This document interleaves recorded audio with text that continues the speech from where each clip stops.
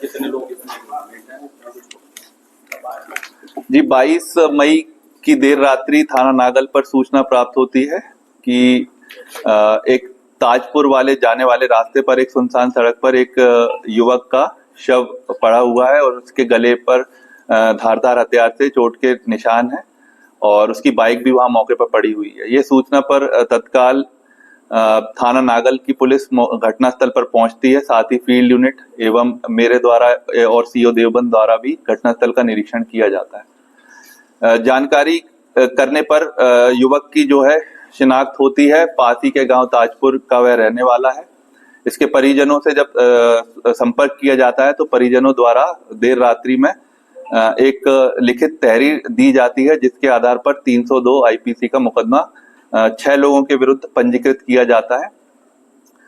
ये जो 6 लोग नामजद अभियुक्त हैं, ये परिवारजन शक के आधार पर इनका नाम नामजद किया है इन्हें, और ये वो लोग हैं। इनके परिवार की एक युवती है जिसका मृतक के साथ दिवाली के आसपास, बीती दिवाली के आसपास रिश्ता तय हुआ था। बाद में वो रिश्ता टूट गया था और दोनों परिवारों के बीच में कहासुनी हुई थी। इसी के शक के आधार पर ये मुकदमा उन्होंने पंजीकृत कराया था। इस मुकदमा पंजीकृत होने के बाद पुलिस जांच पड़ताल में जुट गई। शव को कब्जे में लेकर पोस्टमार्टम के लिए भिजवाया गया। जो जानकारी करने पर बात सामने आई है कि यह जो मामला, पूरा मामला है, ये प्रेम प्रसंग का मामला है। इसमें एक मृतक, एक युवती और जो अभियुक्त है, तीनों जनता इंटर कॉलेज में साथ में 12th तक पढ़े। उसके बाद तीनों जो है इंद्रप्रस्थ कॉलेज में एडमिशन लिया, जिसमें से कि जो युवती है और जो अभियुक्त है वो बीए की पढ़ाई कर रहे हैं और जो मृतक है वो इंद्रप्रस्थ कॉलेज से ही पॉलिटेक्निक की पढ़ाई कर रहा है। ये तीनों आपस में दोस्त हैं। जब रिश्ता टूटा मृतक का और इस युवती का दिवाली के बाद से, तो इनकी बातचीत बंद हो गई। इसी बीच अभियुक्त जो है वो युवती से बात करने लगा। इनके बीच नजदीकियां जैसे बढ़ गई। बाद में अभी कुछ दिनों पहले जो मृतक है उसकी बातचीत फिर से उस युवती से शुरू हो गई थी। इसी बात को लेकर जो अभियुक्त है उसमें काफी गुस्सा था कुछ दिनों से।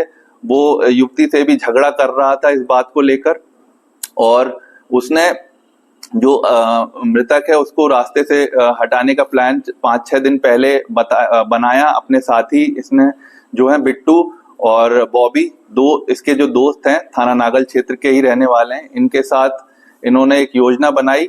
और जैसे ही युवक जो रात में पैथोलॉजी लैब में एक काम करता है पार्ट टाइम, तो जैसे ही मृतक अपने लैब से निकल रहा था, जो अभियुक्त है उसके साथ गाड़ी पे बैठ गया और उसके जो दो साथी हैं पीछे पीछे उसी गाड़ी का पीछा करने लगे। और जैसे ही एक सुनसान रास्ते पर मौका देख के उसने गाड़ी रुकवाई और पीछे से हमला किया एवं तीनों ने मिलकर फिर युवक की हत्या कर दी। ये पूरी जानकारी इस प्रकरण में सामने आई है। मात्र 36 घंटे में एक ब्लाइंड मर्डर केस का थाना नागल पुलिस ने खुलासा किया है।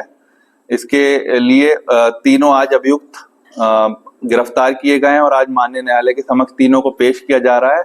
और बहुत ही सराहनीय कार्य है ये। 33 घंटे में तीनों अभियुक्त को एक ब्लाइंड मर्डर केस आज सॉल्व किया गया है और आज तीनों को जेल में। क्या ये 6 लोग वो में से 3 लोग पकड़े गए हैं जो परिजनों ने नाम दिया? जी नहीं, ये तीनों लोग बिल्कुल डिफरेंट हैं। जो परिजनों ने शक के आधार पर उस युवती के परिवारजनों के नाम दे दिए थे, जबकि पूरी जानकारी से पता यह चला है कि ना ही वह युवती का इस पूरी घटना में रोल है, ना ही उनके परिवारजनों का रोल है। यह मैंने बताया कि प्रेम प्रसंग का मामला है। इसमें जो अभियुक्त है मयंक, यह युवती से प्रेम करता था, तो इसने जो मृतक को रास्ते से हटाने के लिए अपने 2 साथियों के साथ मिलकर यह घटना को कारित किया है। इसमें उनके परिवार वालों का इसमें कोई रोल नहीं। ये ब्लाइंड मर्डर था, तो अभियुक्त किस प्रकार से ट्रेस होता है?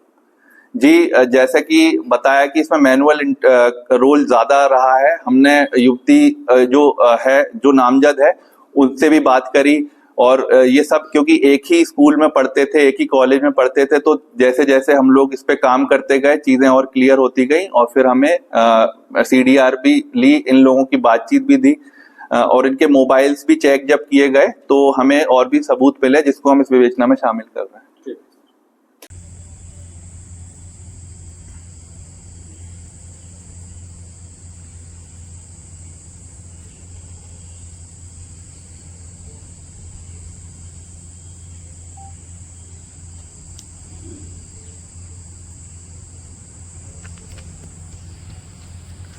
अच्छा, तो नाल का करना तो कतल करना